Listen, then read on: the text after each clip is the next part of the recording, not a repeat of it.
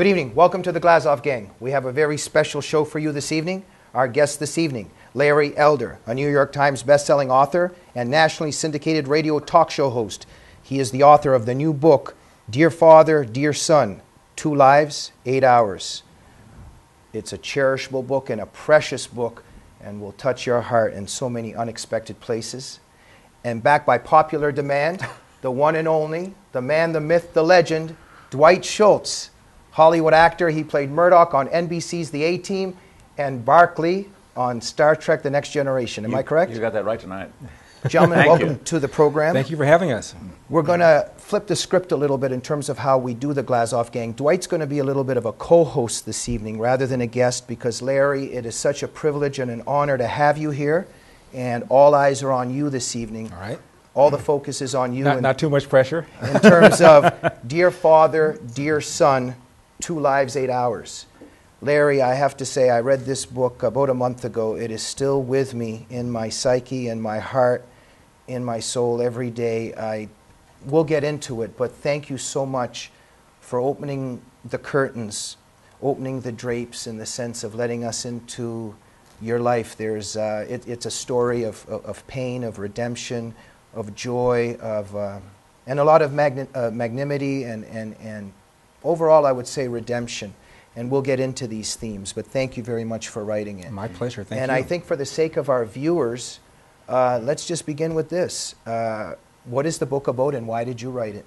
Well, I wrote the book because I had an awful relationship with my father. My father was what I call a junkyard dog dad. You heard the term tiger mom. He was a junkyard dog dad. My father was a Marine. He was one of the first black Marines. They were called Montford Pointers, and they were kind of the equivalent of the Tuskegee Airmen for Marines. And I assumed that my father's gruff, tough exterior meant that he didn't love me and my brothers. I couldn't stand him. I mean, I can't sugarcoat it. I couldn't stand him. I thought he was ill-tempered. I thought he was mean. I thought he got angry at the least little thing. I thought he punished us too severely and too long. I couldn't stand him. I was counting the days, literally, Dwight, where I was waiting until I got physically strong enough to beat his butt when I got old enough. So I'm 15 years old. We have a huge fight, and I don't speak to my father for 10 years, Jamie.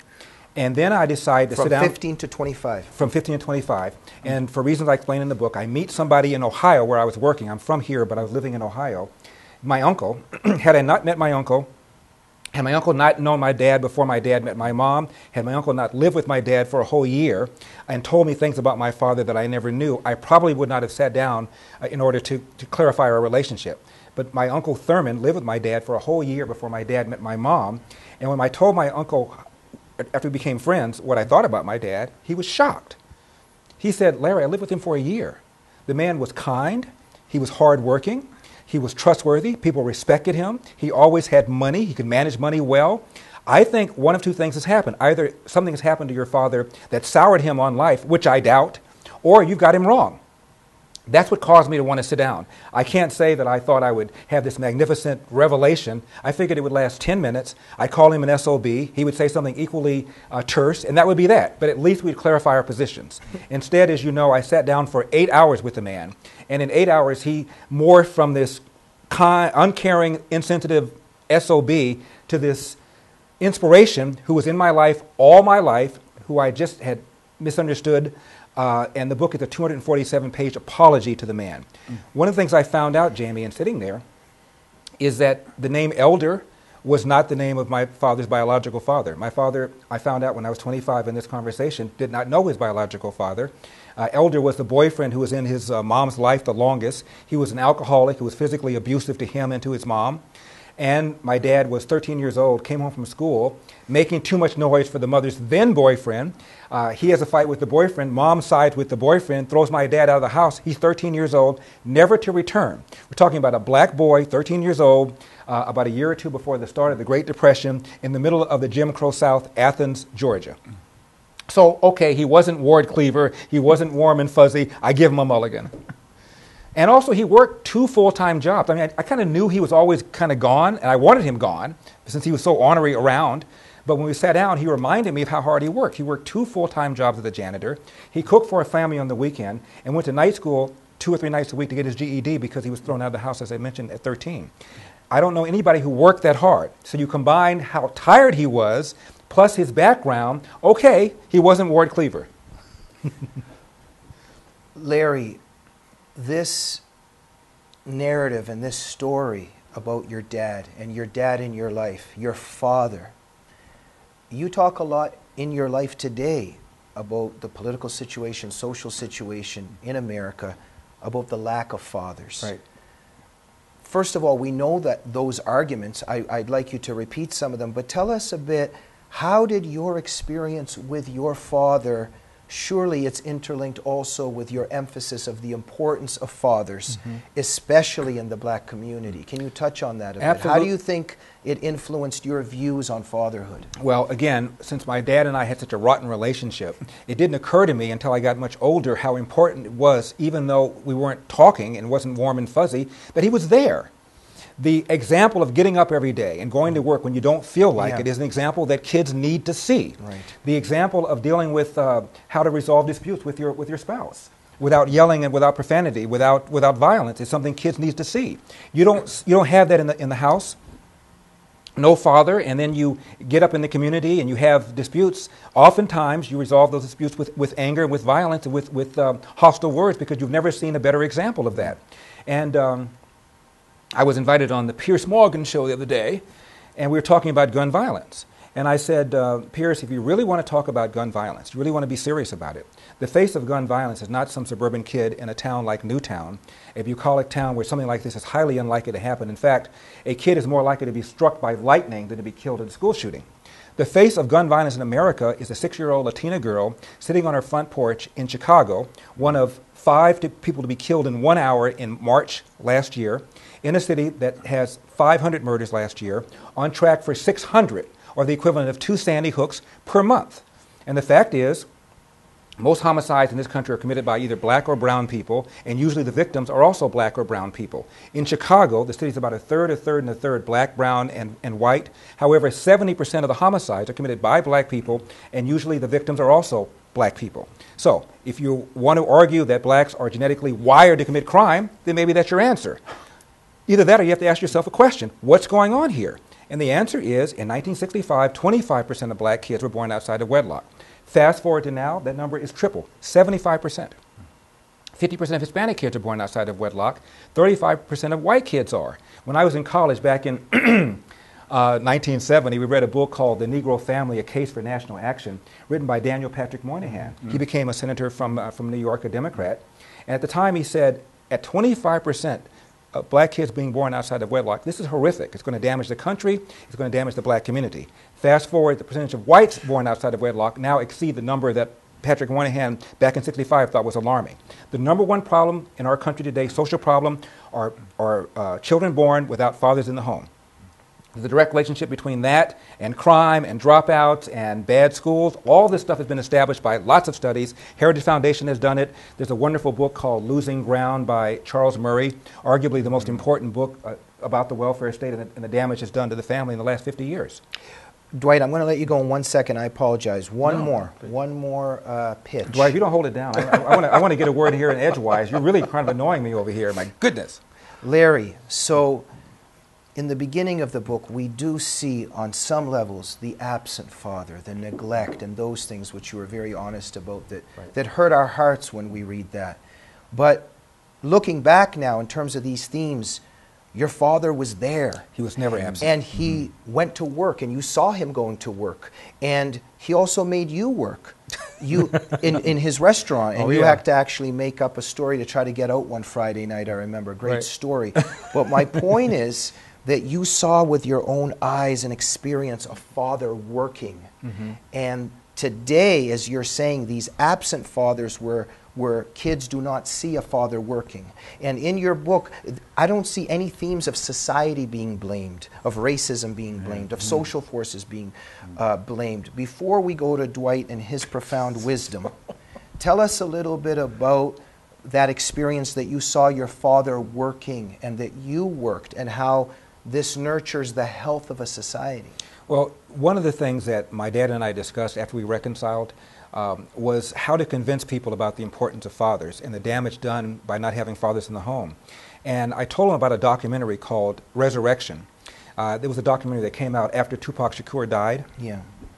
And in the documentary, you hear him saying, Tupac, white people like hearing people like me say this kind of thing, so I don't like saying it out loud. But I know for a fact, if I had a father in my life, I would have had some discipline and I would have had more confidence. But Larry, but the left does not like him saying that. And think about, can you imagine anybody that comes across as more confident than Tupac Shakur? Yeah, yeah. And it turns out by his own admission, there was swagger, but there was no confidence. Right. He then went on in this documentary to talk about why he started running around with gangs. And he said, I didn't. He said, I wanted to have a family. Yeah. I wanted to belong. I wanted to have protection. One of the few so-called black leaders who's deigned to come on my show in 20 years, not Jesse Jackson, not Al Sharpton, not Farrakhan, all of whom I've invited, but it was Kwesi Mfume, the former head of the NAACP. And I said to him, Mr. Mfume, as between the presence of white racism, which you often talk about, or the absence of black fathers, which poses the bigger threat to the black community? And to his credit, without missing a beat, he said the absence of black fathers. Right. Finally, one more thing. There was a poll in the LA Times in the 80s. Both poor people and non-poor people were asked the following question. Do you believe that young, poor women often have children to get welfare benefits? Now, non-poor people, most of them did not believe that. 44% said yes, but most of them did not believe it. Poor people were asked the same question. Do you believe that young, poor women often have children to get welfare benefits? 64% said often. So they're telling us what's going on. We're just not listening. Right, and Larry, and the left hates this message because they want to blame society and social forces for social ills. The left especially hates it when you're not quoting Heritage Foundation, not quoting Charles Murray, not quoting AEI, but quoting Tupac and Kwesi Mfume and people like John Singleton, who directed the movie Boys in the Hood, which is about two families, one of which had a father, one didn't, and the fates were very different. Dwight Schultz, you have been very nobly and stoically silent. It is your turn. Well, first of all, as I was telling you earlier, this book is a profound book to me. It is, everyone who reads it will recognize the importance of family.